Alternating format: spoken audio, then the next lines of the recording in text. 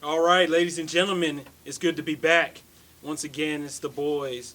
But first, let's introduce ourselves. Over here, Crimson Chris with your DC reviews. and Jules True with your Marvel reviews. I'm your boy, the B-Man. Alongside, we got Kryptonite Kyle with his trades, and also Larry reviewing a game for us. It's Weekly Rex. Alright guys, Jules True here with your Marvel reviews for the week. My first quick pick is Revolutionary War Alpha. It's a lot of British Marvel characters doing something very Doctor Who plotty. I don't know, I didn't really care for it. A lot going on, too much for me to keep up with.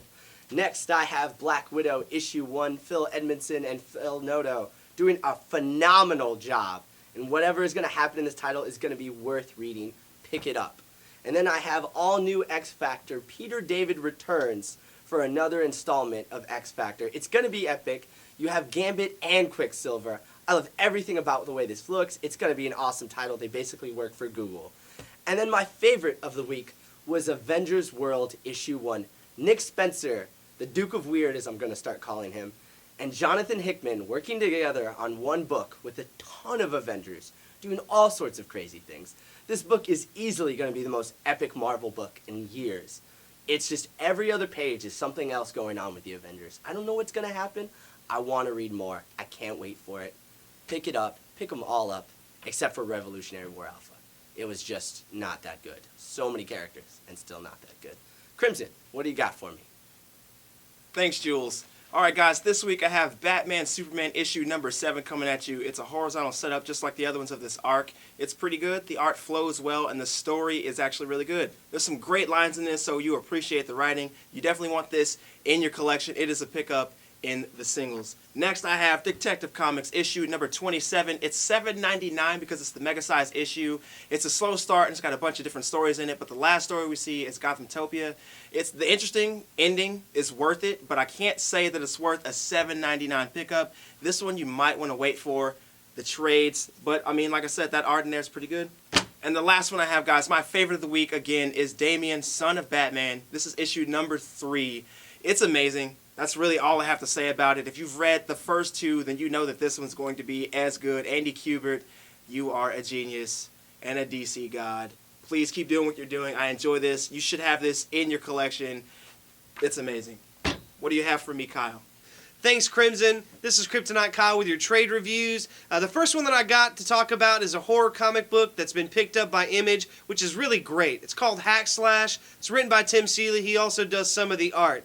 It's really great as a horror genre comic because it really breaks down into the sub-genres of the horror itself. It's got slashers, it's got hacks, it's got different aliens, it's got demons, it's got all kinds of stuff. The main character is Cassie Hack. The reason we have her, just a little bit of a spoiler, which isn't too much because they talk about it in the first 2 pages, is the fact that her mom was a killer. She wound up killing her mom. Her mom comes back. She had to kill her again. And then therefore she goes on and starts killing other slashers, pretty much is what they call them, which are main villains. And that's where you get Freddy, Chucky, Jason Voorhees, Pinhead, Evil Ernie, all that stuff. They all make appearances. It's really great to see them team up. She also has a secondary character called Vlad, who you kind of think is a slasher, but he's more of a buddy. It's like a kid trapped in a giant toxic Avenger body. He's really great. Artwork's great. Story's really great. Definitely check it out.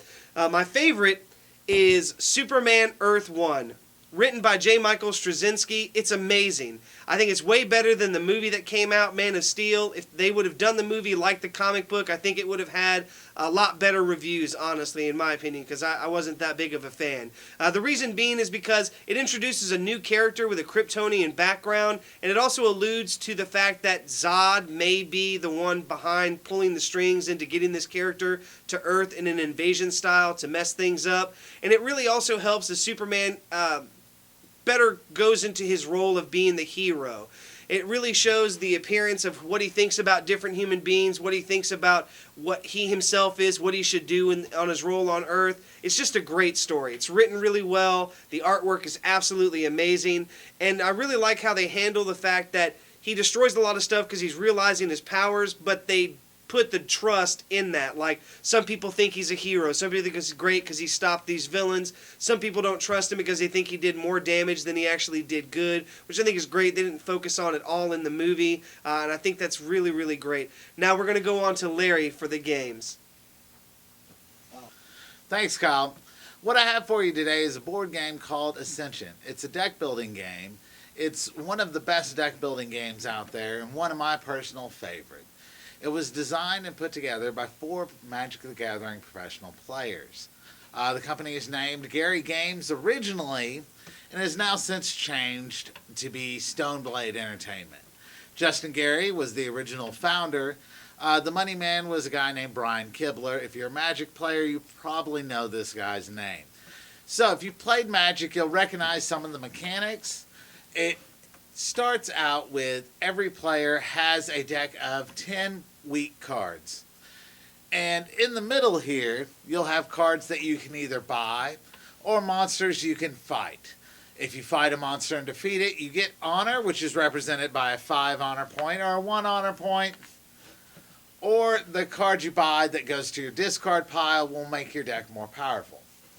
Every turn you draw 5 cards from your deck, and when you run out, you shuffle up your discard pile, and your more powerful cards you bought go into your deck. Now the game ends when the honor pile is gone, but there's more than just the honor here. There's also the honor in your deck. So you'll have a portal deck right here that will refill every time somebody beats a card there. So you're playing with the same deck there, and then you're all adding to your individual decks. And you're kind of racing each other. If you like any deck building game, you'll like this one. Every deck building game since has stolen elements from this. This took a game called Dominion, which was the original deck building game, and took it and crossed it with Magic the Gathering, and it became the perfect deck building game. There's new elements they add every time. The artwork's amazing. And since they've changed into Stoneblade Entertainment, the customer service has gone through the roof, which was the real drawback in this game. Gary Games, the customer service was so horrible. It was literally easier for me to get a hold of Justin Gary at a pro tour than it was to get a hold to the customer service. That's a true story. And that's just ridiculous. Yeah, but I'm 100% satisfied with the customer service I've received from Stoneblade Entertainment.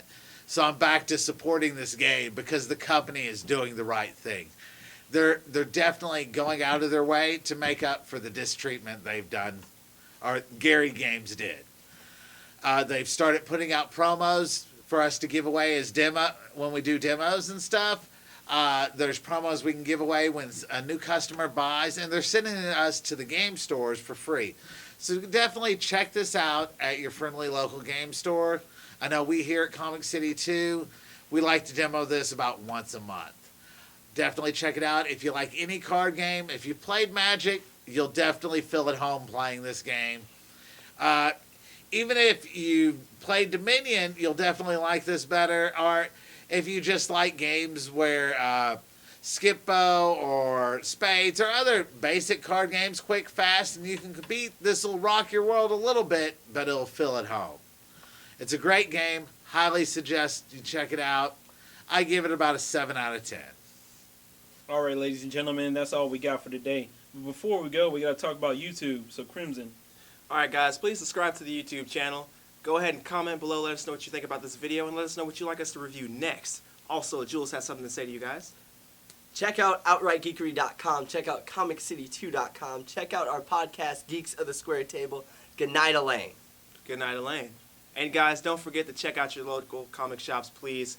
Give them love, and if you're in Nashville, come see us.